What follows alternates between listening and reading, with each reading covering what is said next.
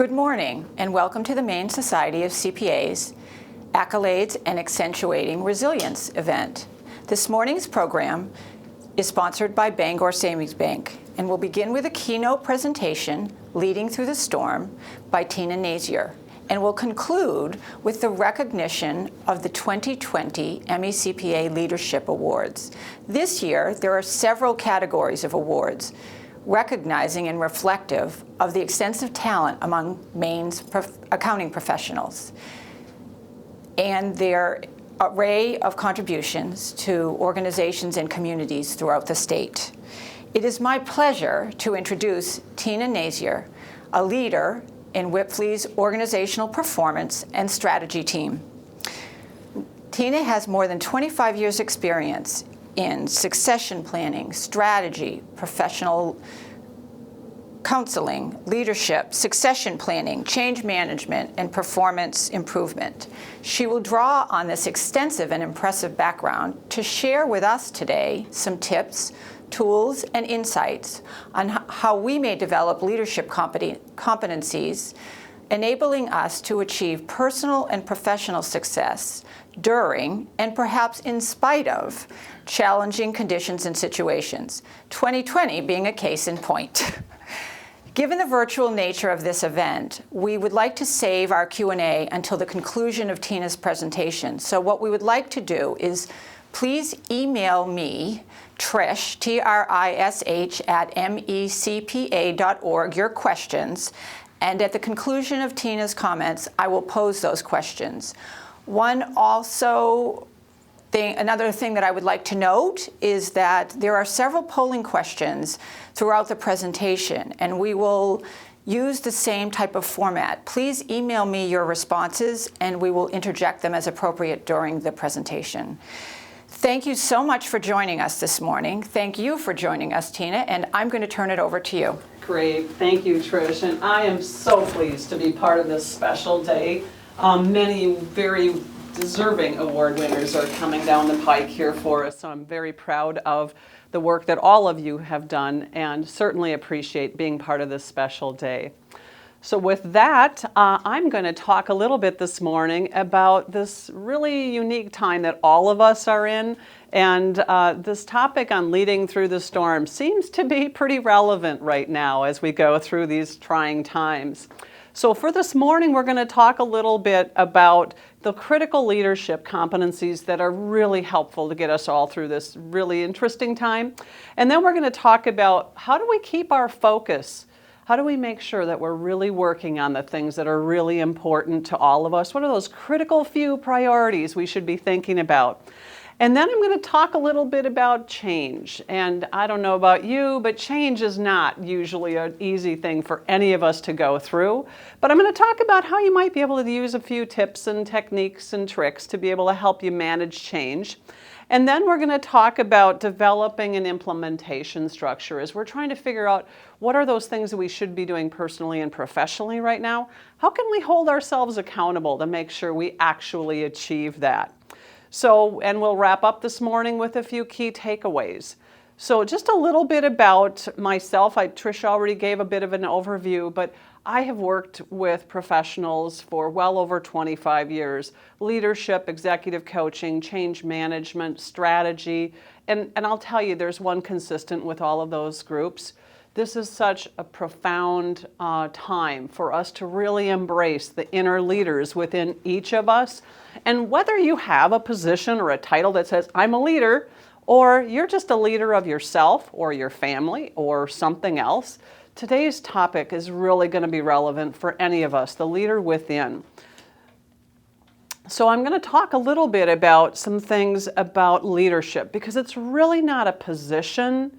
It's a mindset. Leadership is really about influencing others to be able to make things happen, to be enlightened, to be part of something greater than ourselves.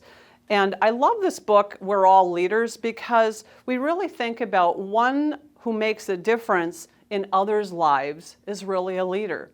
And you can think of all of the roles that you play personally and professionally, and we make a difference one way or another. So that's the leader from within.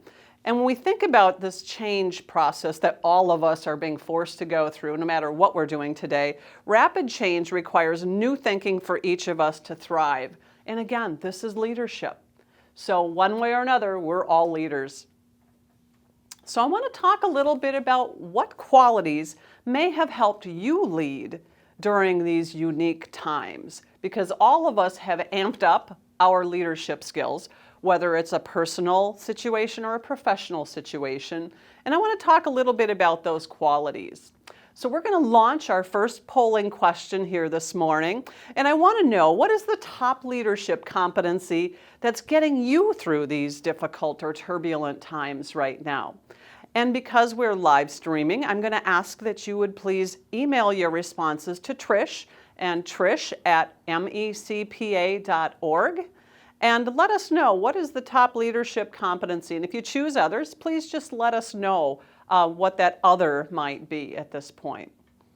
So while we're waiting for any of those poll responses to come in, I'm going to just kind of dive right into a few that I think are probably pretty helpful for all of us. And these are competencies that each of us have probably already been implementing in our lives.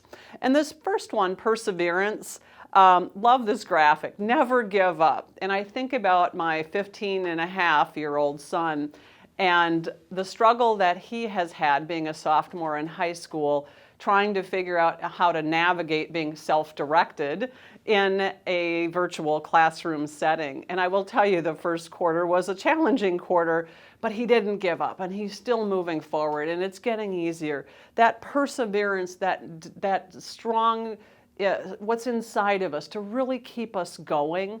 Perseverance, never give up. I think that's so relevant no matter what part of our life we're focusing on, personal or professional. The next one is an adaptable change orientation. And who hasn't had to change during this situation? You know, the changes we've made in our personal lives, and hopefully we're practicing those really strong hygiene activities of washing our hands frequently and wearing masks. And who would have thought that masks would have become a fashion statement several months ago? I don't know about you, but my crystal ball didn't predict this in January. So I think we're all at a different place right now where we've really had to adapt. Adapting to something very different, being a chameleon, knowing that we can't address or adjust or fix what's going on, but we can certainly adapt to it. We can become change agents. And with that, I'm going to just quickly go back to our polling question. Yes. And Trish, if you could give us the responses from the audience, please. We had a handful of collaboration, okay, a handful of a handful of collaboration, one or two for open communication, and the vast majority of people are voting for resiliency as the top leadership competency. Thank you, Trish. And I am not surprised about that, because resiliency is certainly one of the top on my list as well, because you just have to roll with it. Things are changing, not just weekly, but they're changing daily and hourly and by the minute. And that resiliency certainly keeps us all going. And I love the comments about open communication, because we're going to talk a little bit about that as well. Communication is so critical. And how are each of us making sure we're keeping each other up to date on what's going on? So I'll continue on. The next leadership quality I want to talk about is courage. And courageous leaders really have double vision. They see the world as it is, not through rose-colored glasses, but really as it is. And then they also see it as it could be. So leadership means that you are courageous enough to accept what's going on, but you also look beyond the storm, beyond the clouds, and sometimes beyond the hurricane, to really see what could be after we get through this. And that courage is what drives most of us forward. So thankfully, the next one is persistence. And persistence is really around how do we keep things moving? But I love this quote by Steve Martin. And it's thankfully persistence is a great substitute for talent. And I like that because any of us can really exhibit persistence. And persistence is more about making sure that we are continuing to move forward. We persist in whatever we do. And sometimes persistence just means I get out of bed every day and I keep going. And we don't know what's happening today or tomorrow or the next day and what's going on in this world. But I think if we can keep putting one foot in front of the other. The next competency I want to talk about is cultural agility. And we've all heard the information around diversity, equity, inclusion. But a strong culture is really important if we're really to get to the heart of those things that we really need to be thinking about. Cultural agility means really mining the unique attributes of all of us, no matter what our race, what our skin color, what our ethnicity, what our sex, or anything. It's just about all of us have unique ideas. All of us have unique backgrounds and perspectives, and really mining that ability to be able to be very flexible, gathering information from all aspects of our culture. Cultural agility is adaptability and being able to pull in those critical feedback loops through all of our unique personalities and unique beings. Now this next one I have to say is pretty near and dear to my heart. I am a lifelong learner, and I will tell you that no matter what, if we can continue to learn, we'll continue to grow. We'll continue to move through whatever it is we're faced with if we have embraced this concept of learning agility. None of us have gone through, probably, I'm assuming, what we're going through right now. I know in my lifetime, I didn't expect to be part of a worldwide pandemic, but we all figure it out. We've done things differently. We've done our homework. We've done our research. We've done our studying. And being agile learners is critical to make sure that we are able to embrace the things that we need and be very comfortable with what we're trying to accomplish. So learning is really required as we go through these next several months and years, and I would say constantly. Learning is something that all of us should have the top of our list as leaders. Again, whether you're a leader in your own family or in your own personal life or a leader in a business, that's important that we continue to learn. The next one is collaborative developer of people. And that one is, we talked a little bit about the importance around how do we work together, and I heard open communication just a bit ago as one of those key competencies. But that collaborative developer of people, not only should we have ourselves be developing ourselves individually, but we should also work on developing others.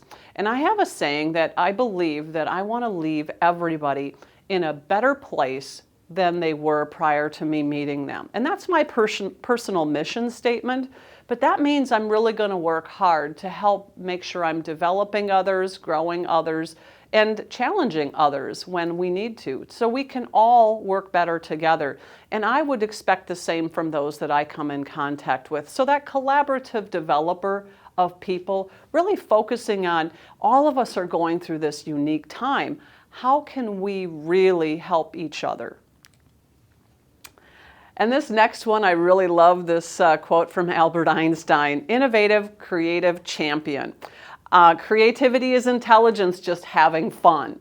And if we're not having fun, and literally there are plenty of times when I think we've gone through situations that aren't quite that fun, but I think about the fact that if we can continue to think differently, really be creative in our actions, creative in our thoughts, in our behaviors, make sure that we're thinking very differently. Remember my comment earlier about the rose-colored glasses and the courage, making sure that we see things as they are, but also as they could be. This innovative, creative champion competency or role is so important to help us look beyond the storm. And then, as we heard in our polling question a little bit earlier, this 360-degree communicator. And honestly, I can tell you, none of us probably have ever felt that we have communicated so much that we are feeling like we're doing just a bang up or an exceptional job with communication. I know myself, even though I value that, There are many times where I feel like I may have fallen down with the amount of or the level of communication I should have provided to others. But I love this cartoon by Dilbert. It says, "This isn't what I wanted," she said. Dilbert said, "I know." She says, he says, "Your communication skills are so poor that I gave up trying to understand what you wanted and instead put some random numbers on a spreadsheet." And she says, "Why didn't you just ask me to clarify?" And he says, "Well, apparently your listening skills need work too." So obviously communication is critical, whether we are in a unique time like we're in right now or any time. Letting people know proactively what's going on. I know within our organization at Wipfli, we've been really blessed to have the amount of communication coming out related to multiple things happening in the environment. But our managing partner is also doing a wonderful job of sharing a message live regularly with the entire team to let us know what he's thinking and how he's supporting us. And we're all part of this great team. So I really strongly appreciate that. And I know each of us appreciate that extra commitment to giving information and to sharing empathy and compassion openly with others. So I'm going to give you a little bit of a homework assignment, and I'm hoping you take a few moments to do that right now. I'd like you to do a little bit of a self-assessment here. As we look through these next few sessions here this morning, I want to talk a little bit about individually, what can each of us do to be a bit stronger in some of these areas. So I'm going to ask you to rate yourself on a scale of 1 to 3, where 1 means you own that competency, you know it, you've got it, it's your target. And 2 means, sometimes I do that one. And a 1 means, oh, no, not quite there. I really need to work on that one. And I've listed all of those competencies that I just talked about. And I want to give you just a moment right now to you could jot down those competencies on a piece of paper and then give yourself a number rating on how successful you feel with each of those competencies. 1 meaning you feel like, oh, I'm not there. I haven't really worked on that one. I'm struggling with that. To a 3 meaning, yes, I've got that one all going on and I own that one. So go ahead and just take a few moments to do that right now.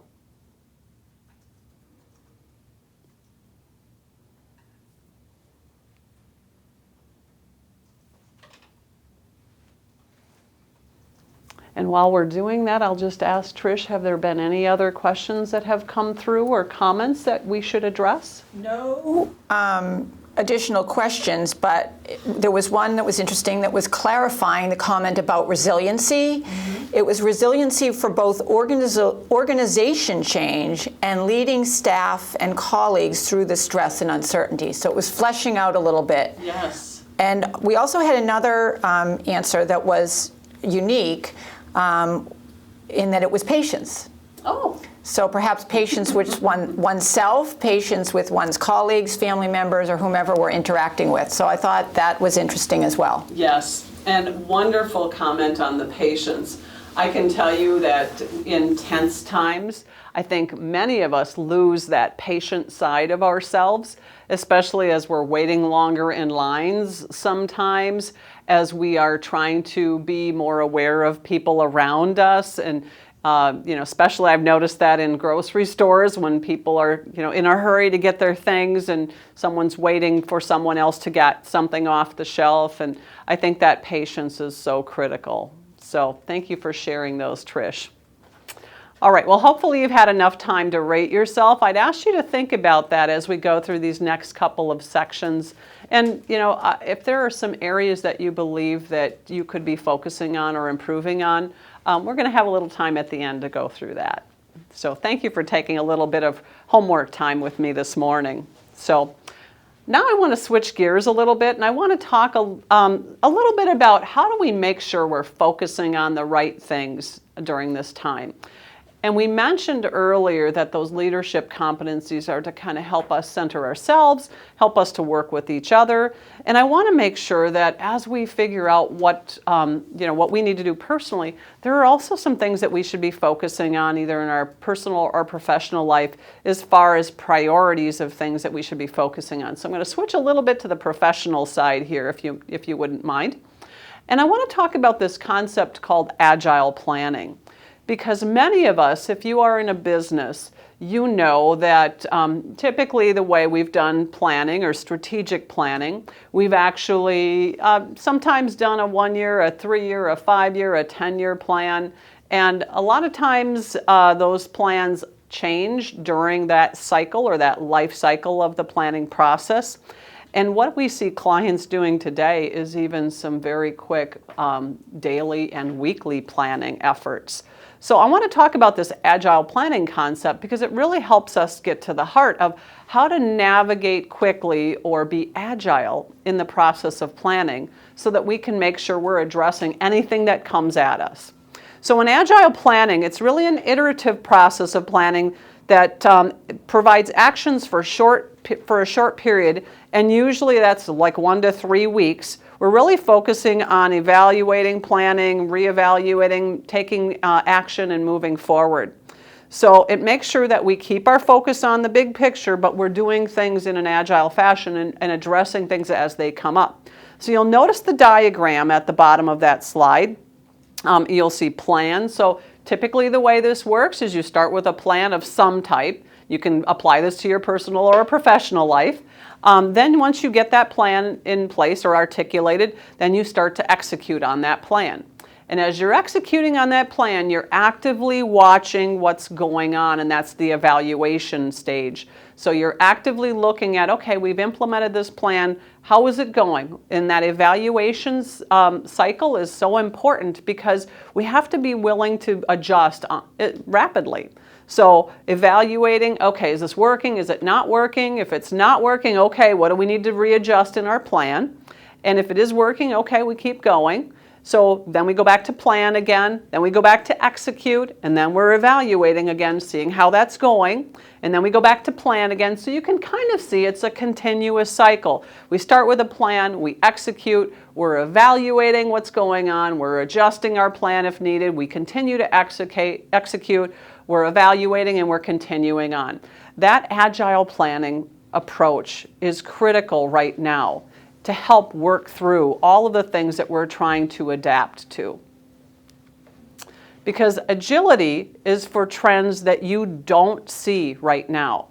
And you can kind of see this slide, the tip of the iceberg is anything that we see coming out is just the tip of what's really going on. That other kind of the calm before the storm in some cases, the tip of the tornado, you can kind of see that there's so much looming under the surface that we don't know. And if we can really be agile in our approach, it means that we can adapt to things as we go along. So we're going to launch another polling question. This next polling question is how much have you changed in the last 8 months? Especially during all of the things that we're dealing with right now. There's 3 responses, not at all, haven't had to change at all, somewhat, or a complete shift in a new direction.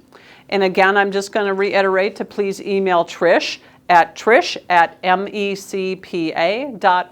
with your answers. And we'll pause here in just a moment to get the responses, but I'm going to continue on as we're doing that.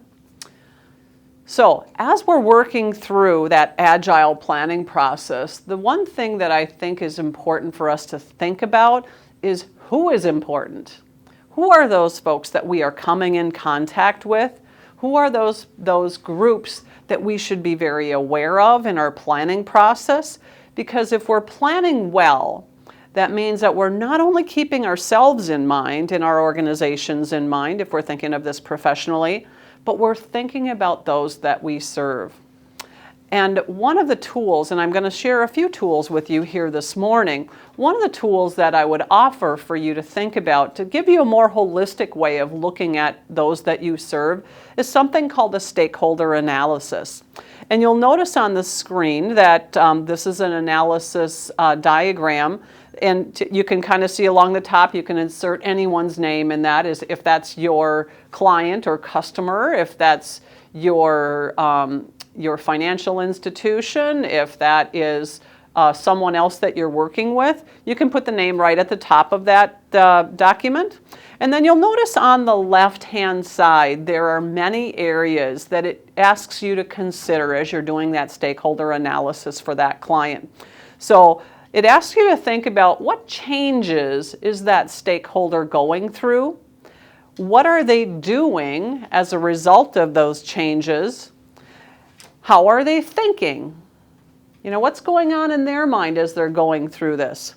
How are they feeling? Feelings are so important, not only to think about what are they thinking, but feelings really drive behaviors. So what are they feeling at that point? And then also, what are some of those things that they need to be thinking about from an impact perspective? And if you look at the very bottom of that diagram, you'll also see that there are communication channels and different things to consider, messages that you want to share.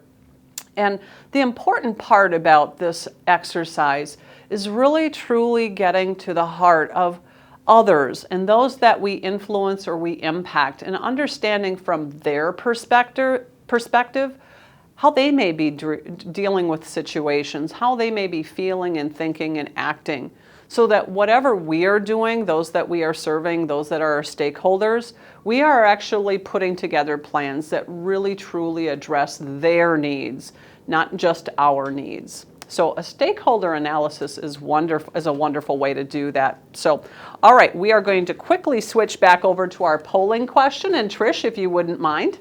I would say the vast majority of people indicated that they changed somewhat. Okay. There was, however, a sizable minority that indicated that they had changed a lot. Mm-hmm. A few even with big capital bold letters that said, I have changed a lot by necessity.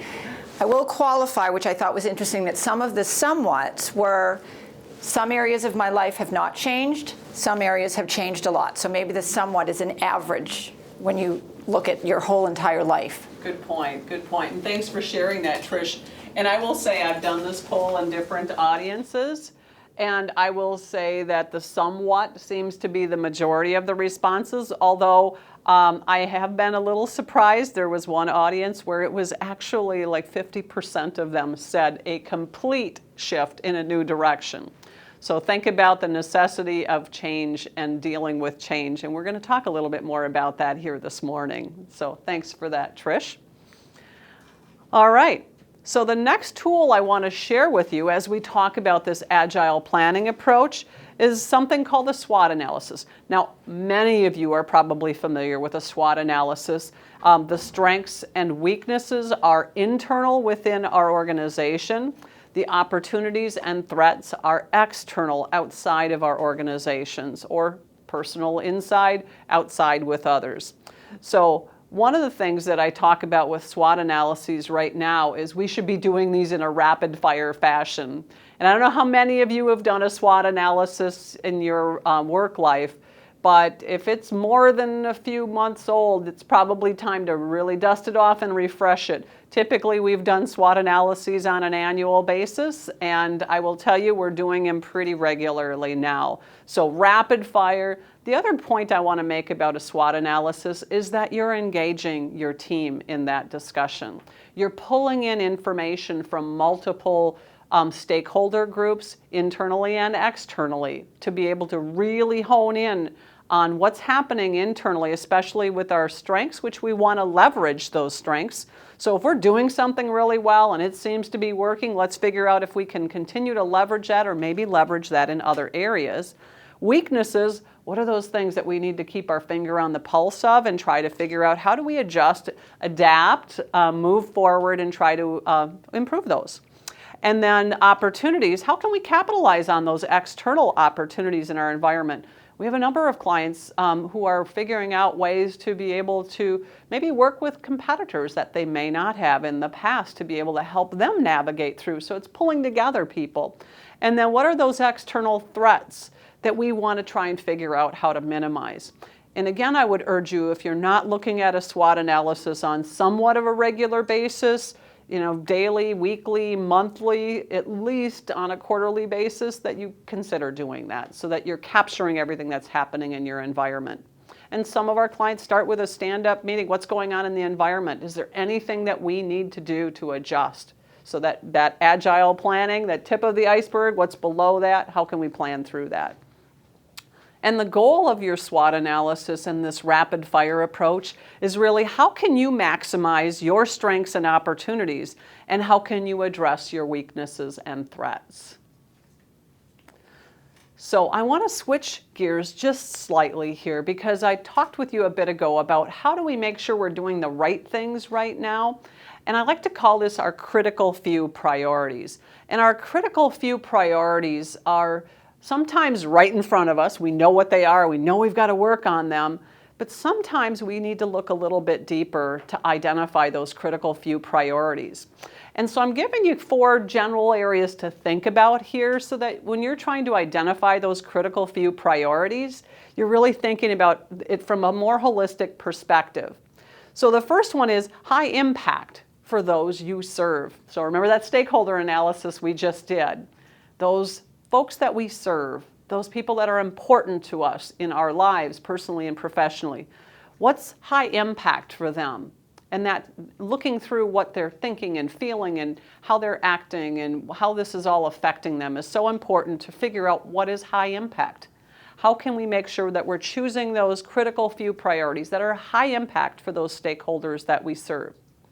Now this next one probably goes without saying, because I'm sure many of us are dealing with those strong urgency priorities right now.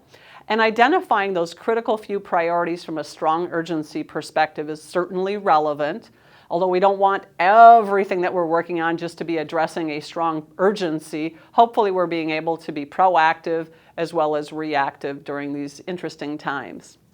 And then the third category is really those that have the greatest potential for short and long-term outcomes. And the reason I throw this one in here is because we want the short-term outcomes to not necessarily always be the main priority. We still have to be thinking down the pike. What's coming down the pike the next 3, 6, 12 months? So what are those things that are going to have the great impact long-term as well? We don't want to do something short-term that's really going to affect us long-term in a negative way.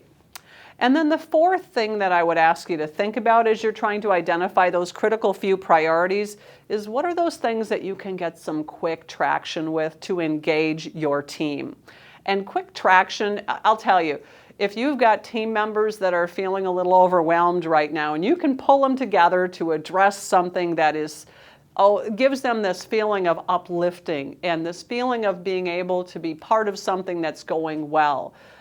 Give them something that you can get some really quick wins with so that they can feel engaged in something positive, something good. Because sometimes we get a little overwhelmed with that downness and everything going on around us. We sometimes forget to think about the positive. So do something that you can engage a team in quickly.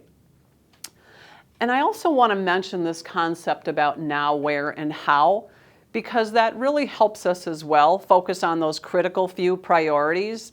So it really is the 3 questions. What do we need to focus on right now? That's that sense of urgency. What are those things that are so critical for us to really dig into?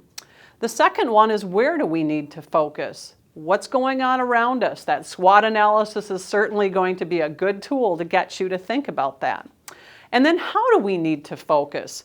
What is it that we need to do right now to help us through this situation? So 3 good questions if you're having a stand-up leadership meeting or a stand-up family meeting.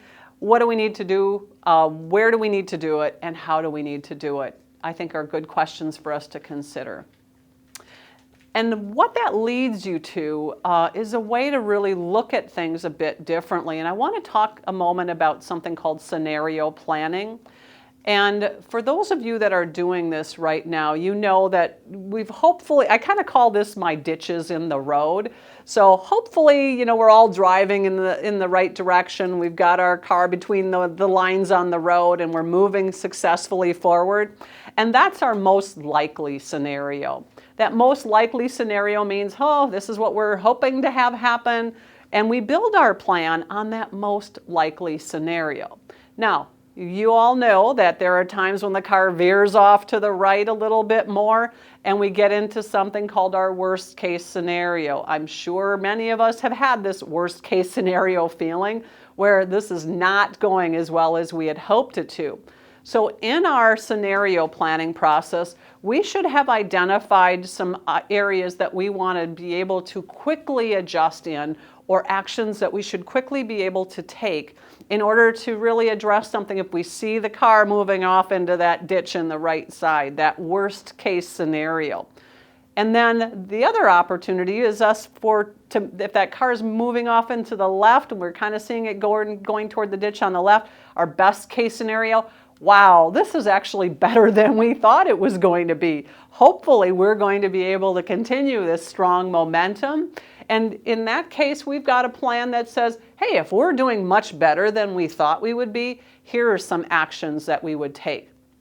Now, the best benefit of a scenario plan is you've identified what that looks like ahead of time. So what does a most likely case scenario look like? What metrics are out there that we're monitoring and managing to, and what's a worst case scenario? Here's our red flags or our beaming red lights, and then here are some of those scenarios that are the best case. And in each of those scenarios, we should have a plan for what are we going to do differently when one of those comes down the pipe. That helps us prepare and in some cases predict what's happening so that we are in a better position to be a bit more agile in our planning. So if you haven't done scenario planning, I'd really urge you to think about how to do that because it's a very important aspect of being agile in your approach to planning. Many of you may be familiar with something called the Entrepreneurial Operating System model. We deliver the EOS model at Wipfli and we use it internally as well. But it talks about being very holistic, then these 6 key components of vision, people, data, issues, processes, and traction. And great reading by the author Gino Wickman. If you have some time, he's got some great books out there. Really a very comprehensive approach to making sure every organization and their leaders are really strong in those 6 key components. So I'm going to move then to something called embracing change. And all of us have been affected one way or another through this change. And embracing the change means literally not resisting, not avoiding, but really allowing it to flow through us. And the way to do that is really prepare for the change. Now, many of you will say right now, oh, I didn't have a chance to really prepare for this change. It was just forced upon us. And I can tell you, some of us feel that same way, that none of us really predicted this in our business plans last year. But a clear vision backed by a definite plan gives you a tremendous feeling of confidence and personal power. And that's in the book, The Gift of Self-Confidence by Brian Tracy. But really, when an unanticipated change occurs, we can often feel pressure to take action without really giving the proper thought process and resources and time needed to really adequately prepare. And change management really has a little bit different focus to not only think about the things that we need to do, but the people and processes that are going to be affected by the change. So a change management definition, for those of you that may not be as familiar with this, is it's the process, the tools, and the techniques to manage the people side of change to achieve the required business results. And I want to mention that there's both this individual perspective of understanding how one person makes a change successfully and how it's impacting them, and then the organizational perspective, and that's really around the tools that project teams and others or managers use to help support the people side of change. And that individual perspective and organizational perspective are critical to making sure that we are really honing in on a strong change management approach. Now, there are many benefits to incorporating a deliberate change management approach. There are you get input from a variety of different perspectives. You increase creativity. For those of you that are familiar with crucial conversations, that pool of shared meaning, how do we get all the information into that pool of shared meaning before we make decisions? That increased creativity comes out of all of that information being together so that we can all use our greatest brain portions to help us make decisions. It also increases our innovation. I know that myself, I feel at times I'm an innovative person, but then when I pull in those around me, I know that we're more innovative together than any one person could be. It also helps us with faster problem solving. Now, some of you may be thinking, oh, you know what, it takes a whole lot more time to bring people together and solve this. But you know what, if you get all of the information ahead of time before you make the decision, you're going to make sure you make the right decision. There's also better decision making. It'll help with profitability, hopefully, in your businesses. It also impacts employee engagement and turnover, because when you actually draw in the best from your team and you get that information that you so need to make the right decisions, you're not only helping your organization, but you're helping the team feel part of something greater than just themselves.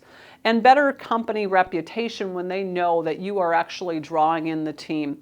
And then obviously, as you're looking at results in your hiring process, if you are engaging the team in that hiring process, you're going to have more ideas, more opinions, more information to make the best decisions. And as you are managing your current changes, think about it in this continuum of preparing for the change. So you have to define your change strategy. You also have to prepare your team for that change. At Wipfli, we use the ProSci methodology of change management, where preparing for the change is part of the process. Then you move to managing that change, making sure you're developing your change management plans and you're implementing those plans successfully. And then also reinforcing the change, because part of that process is collecting and analyzing feedback and also implementing corrective action when needed. So this cycle of change management really starts with that stakeholder identification and analysis. How do we account for and prioritize our stakeholders? So again, back to that stakeholder analysis tool I showed you earlier. How do we address precursory indicators of change resistance? And that's part of that readiness process. And I will tell you, in any change process, please just expect that there's going to be some resistance, because all of us manage through change, or we navigate through change differently. And then the third step is impact and risk assessment. What are the benefits and risks associated with the change overall? Really diving into that and understanding what those are. And then change management strategy. How do we prepare and align change leaders? Because change isn't something all of us are just uniquely adapted to be able to address, or uniquely suited to do that. We have to, it's kind of that continuous learning process, and to build change agents in the organization. And then communication planning goes without saying. That strong communication, what communications need to be sent when and by who, in order to make sure that we're maximizing that effectiveness. I'll tell you, in times of immense change, it's important to have that communication from those at the top, those in the middle, and for change communication to come from every level in the organization. And then the last step is just that resistance mitigation, and I will say resistance planning and adjusting to the resistance in the organization. So how do we mitigate and manage the negative consequences of the resistance to the change? And just prepare for that. Know that that's natural human behavior. But the more we can plan for that personal, individual, as well as organizational side of change, the better off that we're going to be with managing through change. Make sure you're developing consistent plans. And here's just a diagram. A common misconception about change is that communication equals change management. Well, that's part of it, but there's a whole lot more. So think about it from the perspective of communication, making sure you've got the right sponsors, that you're coaching and you're managing for resistance, and important training is occurring so that people can figure out new skills, new actions, new thought processes to manage through that change. So we're going to go to a polling question next. And the polling question is, are you incorporating a deliberate change management approach into your team? Just yes or no or somewhat. Again, please email Trish at trish@mecpa.org. And we'll come back to this question in just a moment once Trish gets some responses in. All right, so we've talked about making sure that we have the right leadership competencies to be able to be successful, whether we are leading personal or professional. We talked about the importance of identifying those critical few priorities, and we've also talked about change management and how to make sure we're addressing the individual and the organizational, as well as the people and the processes necessary to navigate through change successfully. Now I want to talk to you about an implementation structure. And I talk about this concept of IADD, and I always pull the audience to see what do we think IADD stands for. And I'll tell you, I've gotten a lot of unique answers, but what I will tell you is what I say IADD is Implementation Attention Deficit Disorder. And people get a big kick out of that. But really what it is how many of us think right now of a plan that we've put together, whether that be personally, I've got a plan to eat better, and we throw that on the shelf sometimes and we don't always follow through with that, or professionally, we've got that strategy that we developed last year and it's still on somebody's shelf and we really haven't done anything with the action items, or we haven't done it as successfully as we should.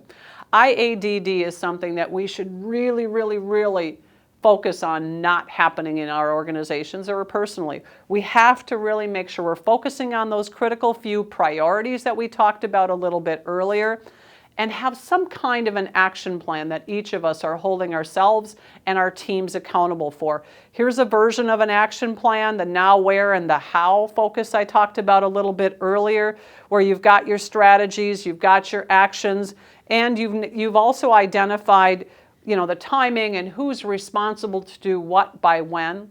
If you're doing an action plan, please make sure that you are reviewing it on a regular basis. Some of our clients have stand-up weekly touch points, 15-minute, we call them scrums. Let's make sure that we're all doing what we said we're going to do. Quick readout on your actions that you're responsible for this week and what happened to the ones you were responsible for last week, or if you're doing it on a monthly basis, what did you commit to doing since last month? How did that go?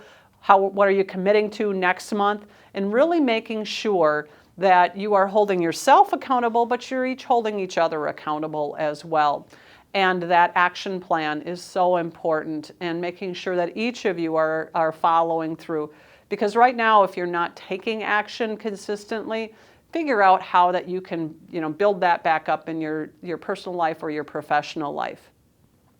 So with that, we'll go back to the other polling question, and Trish, I'll turn it over to you.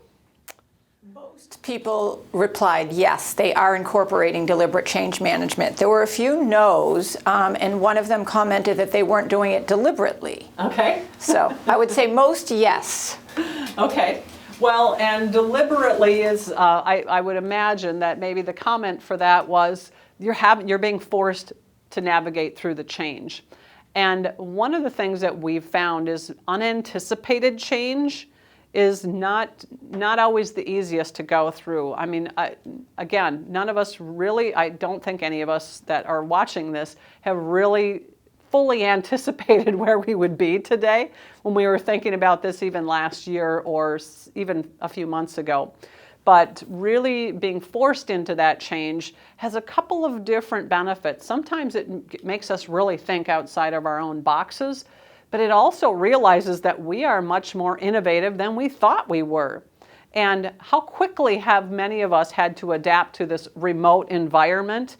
And I think about the fact that, at Wipfli, we had a number of days to just move to a completely mobile or remote workforce. I'm sure many of you had that situation as well.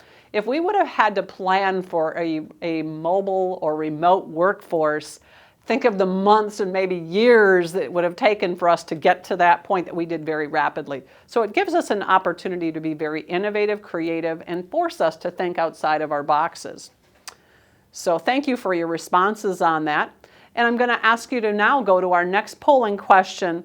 And I'm thinking about, as we talked about that implementation, that IADD, how successful are you at implementation in your work life or in your personal life?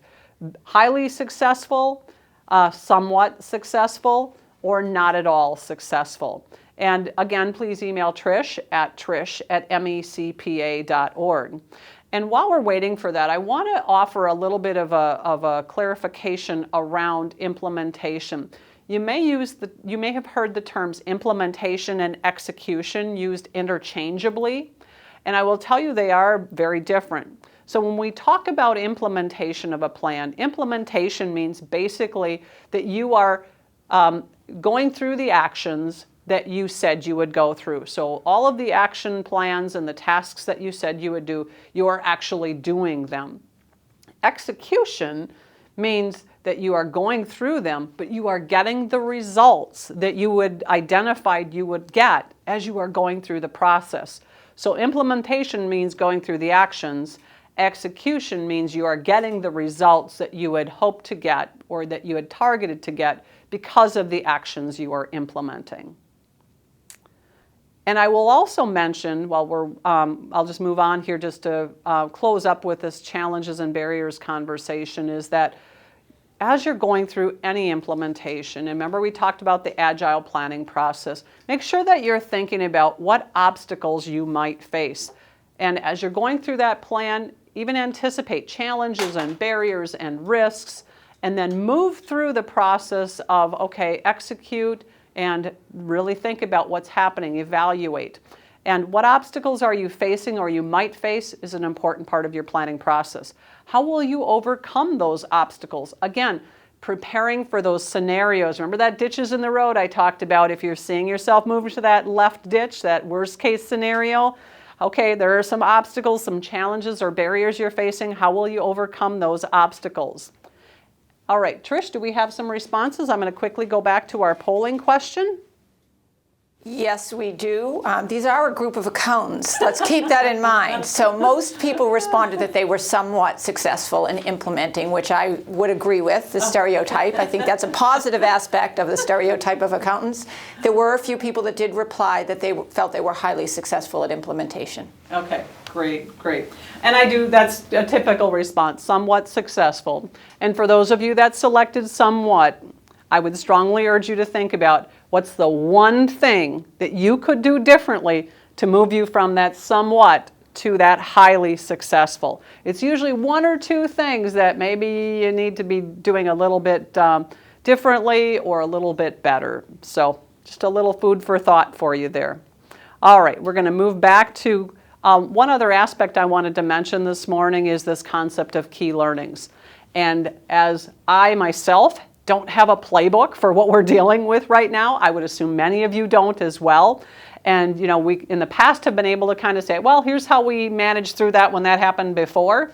I don't have that. Here's how we managed through that because this hasn't happened before. So as you're going through this, remember I talked about you're using your innovation, your creativity. Think about how are you capturing those key learnings along the way? What did you do that really knocked that out of the park, even though it came at you and hit you in the face really fast? How are you applying what you've learned? Think about the different scenarios you could apply some of that key learning to and those key new skills that you've built or that innovation that you've brought in. And then what creative tensions are you harnessing?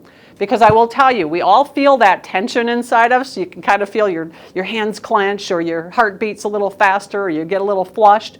That creative tension, those are the physical signs that there's something going on there. Oh, a warning sign, alert, alert, alert.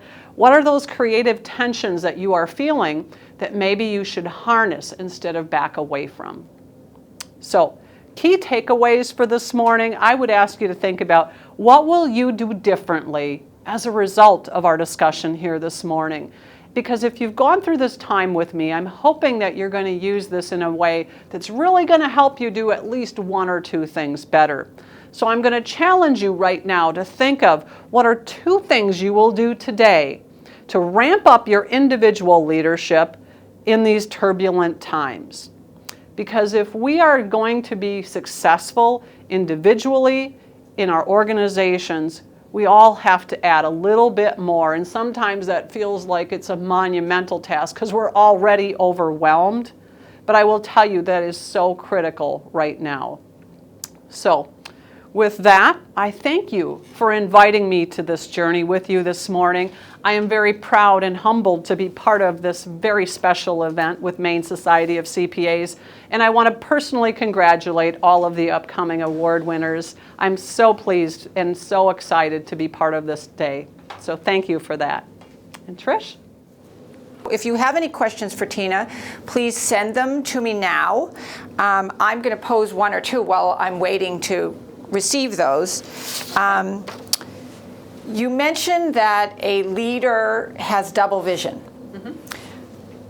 So seeing the world as it is and how it could be.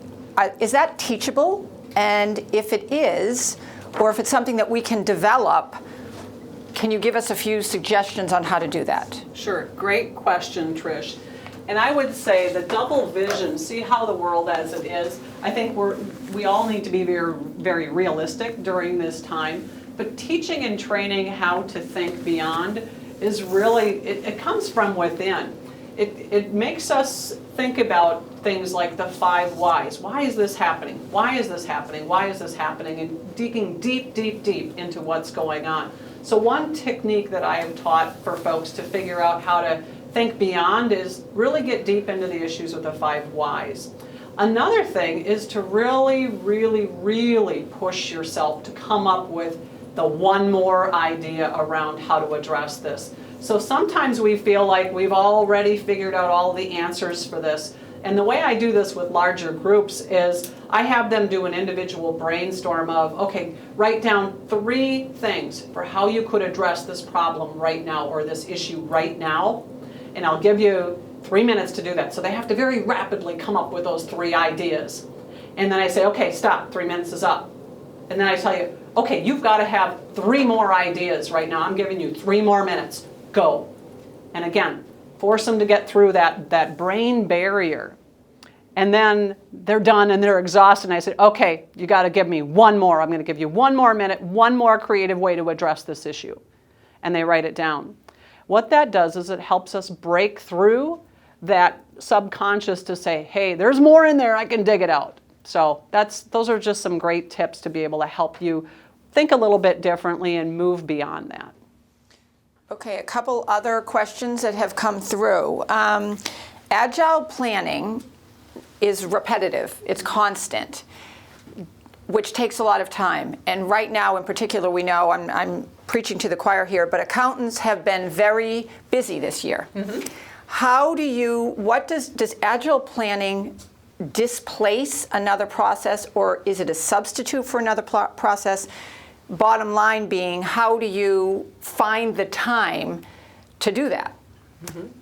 Great question, Trish. And Agile planning really means that you're still doing your regular planning process as you normally would, but it should be part of every implementation process. You should be watching to see how your plan is coming to life. So you're planning, you're executing, and then you're evaluating. That shouldn't be any different than any other time. Now, the amount of time that it takes you is completely up to you. Some groups tend to go through a planning process very rapidly in a number of hours and they're ready to implement. And some spend a bit more time, a couple of days, couple of weeks, gathering all kinds of input. But an agile process doesn't necessarily mean you're spending extra hours and days. It just means that you're very aware of what's happening as you're implementing your plan. So I would highly recommend you're still going through a full planning process, whether that's an annual planning process, a 6-month planning process, and really honing in on that plan, but that you are implementing actively and you are watching, you're evaluating that implementation and you're adjusting on the fly. And some clients do that in like I said, a 15-minute scrum once a week. Do you have a leadership meeting that's going on anyway? Do a quick stand-up. Okay, here's my report. Here's how things are going from what I'm implementing. Here are the challenges and barriers I'm facing. How can we together help me overcome those challenges and barriers? So it's really a very quick process. If you are concerned about taking the time, I would highly urge you to incorporate some of those quick agile processes.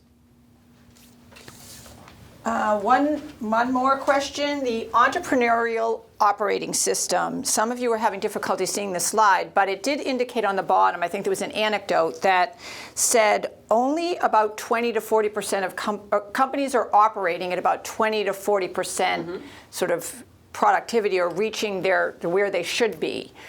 How do you get to 100%? Do you train everyone with all those individual competencies, or do you look at the organization in totality and make sure you have strength in each of those areas? Well, and great question. So those 6 key components, when that quote at the bottom talked about organizations are mostly operating at 20 to 40%, the way to get to that 100%, which is the goal, and obviously that's perfection. You know, if you can get up into that 60, 80%, that's even better than where most organizations are in that trajectory of those 6 key components. So the way to do that is it really starts at the leadership level at the top, and getting that group 100% on the same page, that vision of where we're going and how we're going to get there. And then as you work through that, you're identifying the other people in the organizations, you're cascading it to each team, to each department, to each division, to each individual, so that everyone in the organization is 100% clear on where we're going, how we're going to get there, and what's my role and what am I accountable for? What measures am I going to achieve? Do we have the right people in the right seats? Are we actually monitoring the right measures? Have we uncovered all of our issues that we need to uncover? Are we actually working through the right, or do we have processes that are most efficient and effective? And then are we getting traction? Are we really working through a disciplined approach to make sure that we're having successful meetings, we're addressing the issues as they come up, we're focusing on a 90-day world and those big rocks? So has to be cascaded throughout the entire organization, but starts with the executive leadership. Thank you very much, Tina. I think those were all the questions that we received, and I can't thank you enough for sharing with us. Your presentation was very thought-provoking. My brain is going a mile a minute, and I think it was really enlightening and inspirational.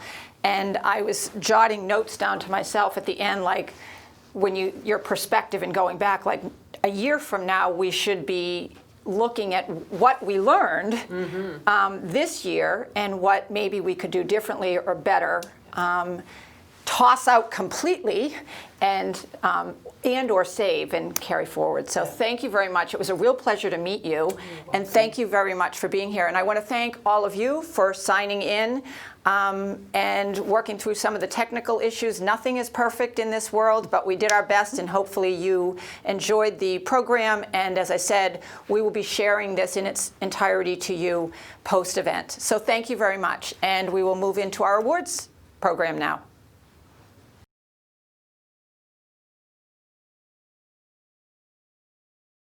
And now I'm really excited to move into the awards segment of our event this morning. I'm going to start with a quote from Aristotle. We are what we repeatedly do. Excellence is not an act, but a habit. Today, we are recognizing 9 professionals who personify excellence in mindset and action. In their respective award categories, their accomplishments serve as an inspiration to each of us to seek continuous personal and professional improvement. Before announcing the individual award winners, I do want to take a moment to thank those of you who took the time to nominate a client, colleague, friend, supervisor, employee. The field of potential award winners was extremely impressive, presenting our panel of judges, Colleen McCracken, Andrew Krause, and Doug McEwen, with a very challenging task of selecting the best among the best. So I'd like to thank Colleen, Andrew, and Doug for their time. We would love to be celebrating our award winners in person, but in the spirit of the times, I hope that you enjoy the following video presentation. It is with great excitement that I am pleased to present to you the 2020 Leadership Award winners for the MECPA.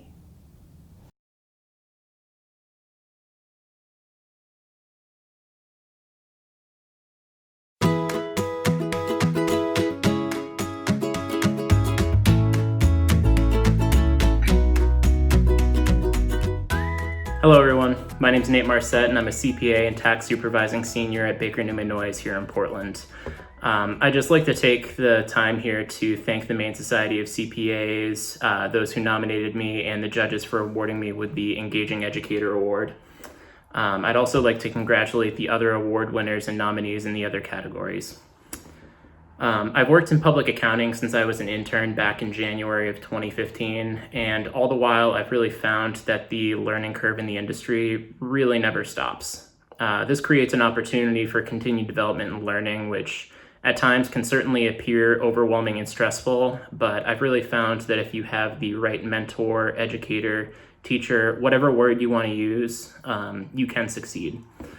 If you give the next generation the intellectual tools they need, there really is nothing that they can't do. And it's personally my belief that doing my job right means that those whom I've trained and assisted can do theirs as well. Seeing their success is also seeing your own. Thank you very much.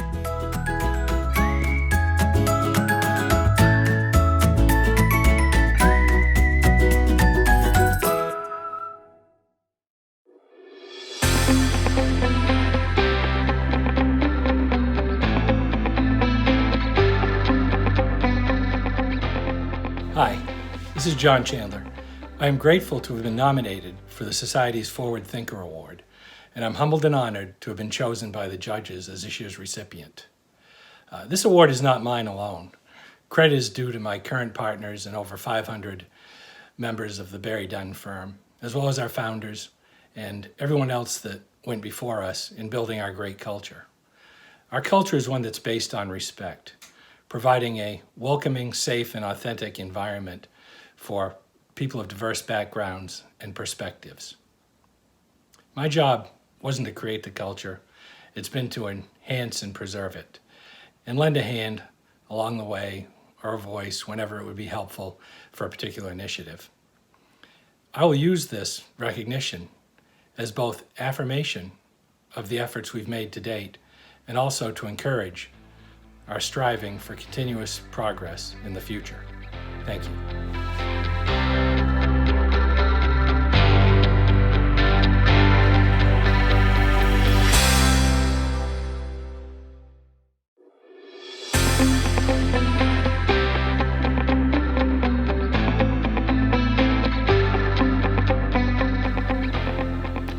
Good morning, everyone.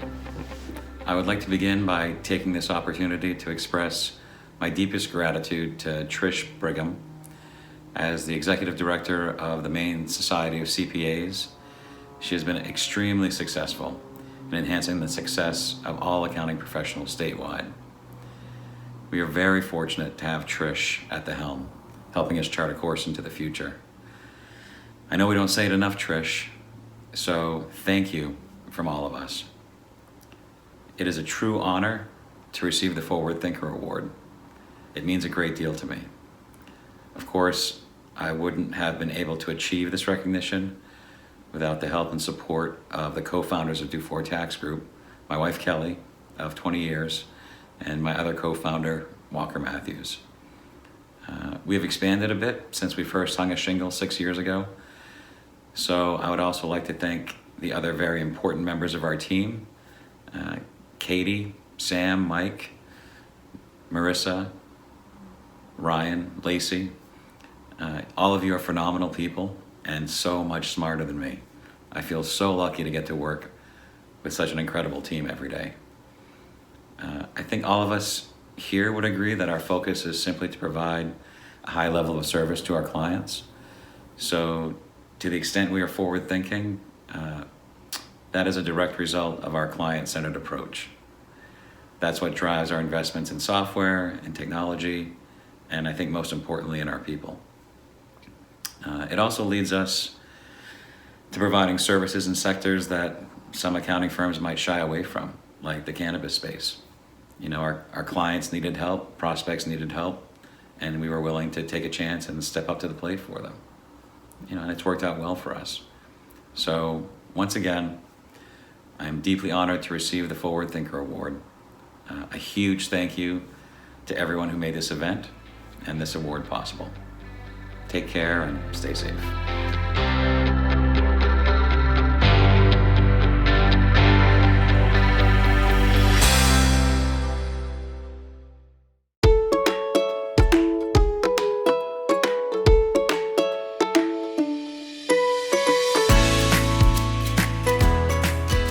Good morning, Maine Society members and guests. It is truly an honor to accept the Giver Award for 2020. Thank you to the Maine Society and the board for recognizing community service. To the other nominees, you are equally deserving of this award, so thank you for making a difference in your communities. My community service over the years wouldn't have happened without the support of my wife, Marcia, and my family. I would also like to acknowledge the support given by Mac Page and Whipley for allowing me the time to volunteer in our community. My journey of community service started over 30 years ago with roles as treasurer and chair of Big Brothers Big Sisters of Kennebec Valley, covering a 7-year period, and then followed by numerous positions with youth sports boards and coaching. In the past 14 years, I've served on the Maine General Board, 9 years as chair of the Finance Committee, and 4 years as vice chair and chair of the board. There have been many challenges over those years, such as building of a new hospital and more recently, the pandemic. Resilience has been the key. Giving back to our communities has been embedded in our firm's culture. Our goal has been to make an everlasting impact on people and programs in our communities. Together, we can make a difference in the communities that we work and live in. Every contribution counts. Thank you again for the award.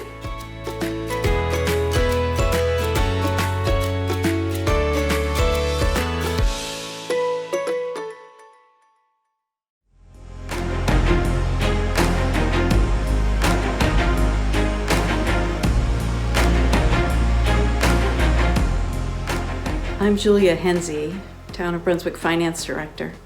I am so honored to receive this Municipal Superhero Award from the Maine Society of CPAs. Makes me wonder if I should go get a cape or something to celebrate. I really am quite honored by this. First, because I was nominated by Hank Farah, who's a partner with Runyon Kirstein Willett. Hank and his team perform the Town of Brunswick's annual audit each year. And as you know, it is rare and wonderful to receive praise from your auditor. So I also want to say that Hank has been an amazing resource throughout the year.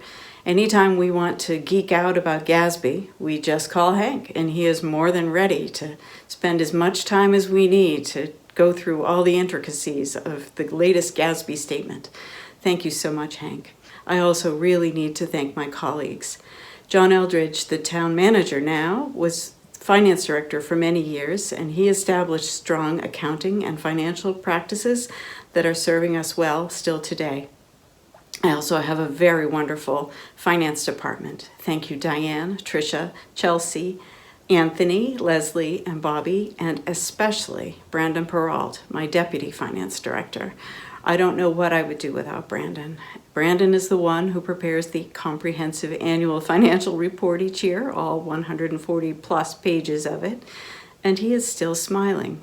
He is irreplaceable to me. Thank you, Brandon. As we all know, these awards are not just to one person, but they rely on the team behind that person, and I am incredibly lucky to have the team that I have. This is such an honor to me. Thank you, and I will put it on my wall. Thank you.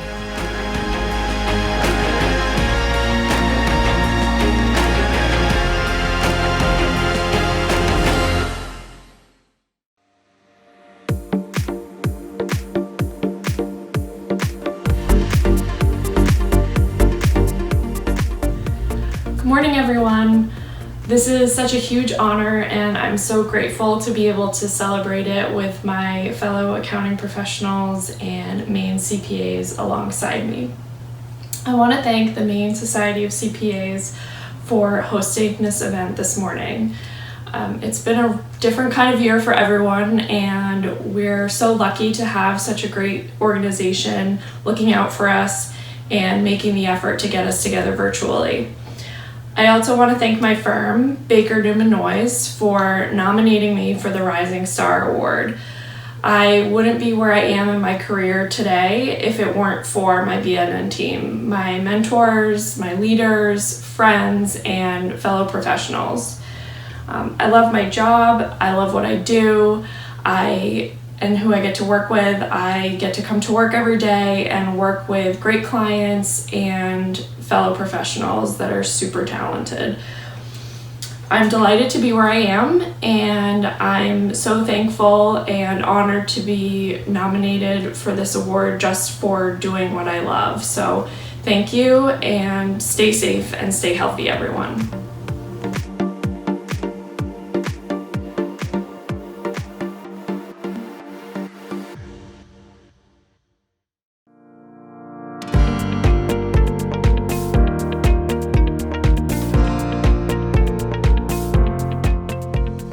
Hi, my name is Matthew Tardif. I'm the CFO at J.S. McCarthy Printers in Augusta, and I'd like to thank you for nominating me for the Soaring Flyer Award. It is quite an honor.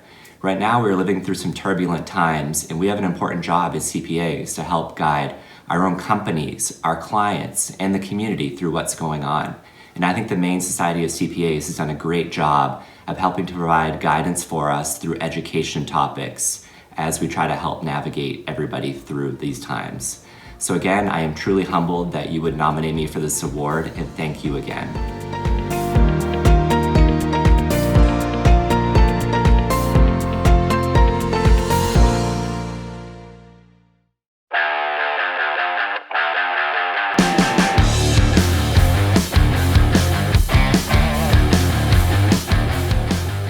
Good morning. I'm Carla Brannon, Principal Owner of Brannon CPA Services in Falmouth, Maine.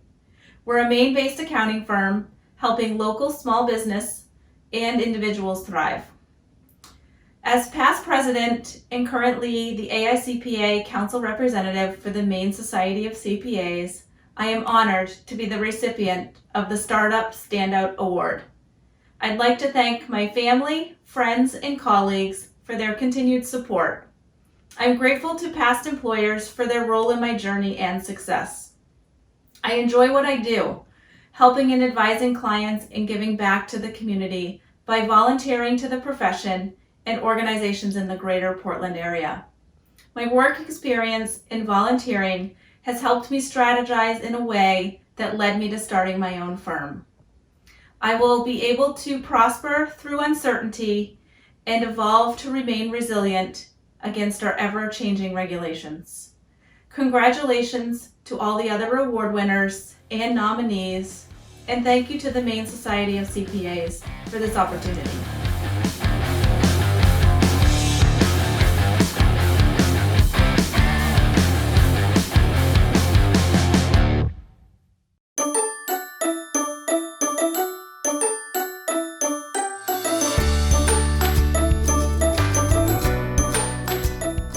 And we're going to conclude the awards this morning with the Wise Sage Award, which has been earned by Tracy Harding, a principal at Berry Dunn.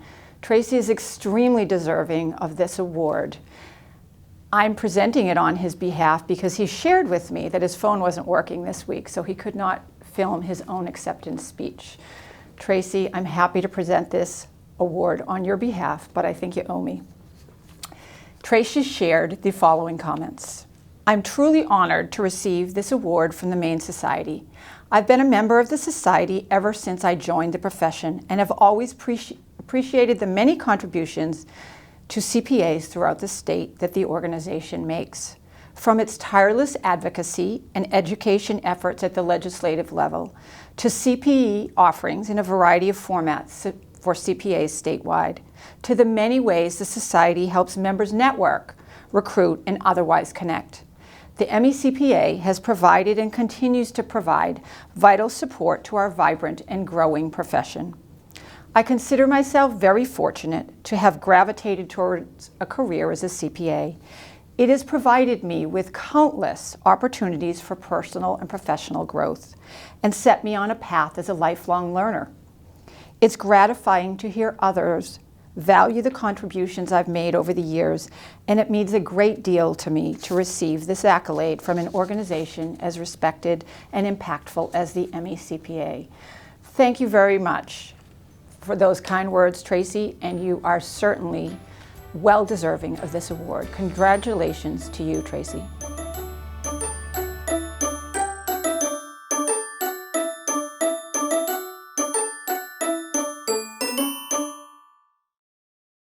The MECPA extends its heartfelt congratulations to all of these award winners today. I am also extremely appreciative of the efforts and support of the following who contributed to the success of today's program. Bangor Savings Bank, our event sponsor, is an organization who infuses the communities it serves with resilience and tools for success. Their generous support for this morning's program will also be matched by a $500 donation to the Locker Project, a nonprofit Maine-based organization that battles childhood hunger. Thank you also goes to Tina Nazier, our keynote speaker, who graciously shared her time and talent with the MECPA and its network. Thank you again, Tina. No Umbrella Media, whose talented film crew and tech staff helped produce this virtual program. Lastly, thank you to the Maine Society of CPAs, Board of Governors, members, colleagues, clients, and friends. It is an honor and a privilege to work with and for all of you. Thank you for attending this morning's presentation.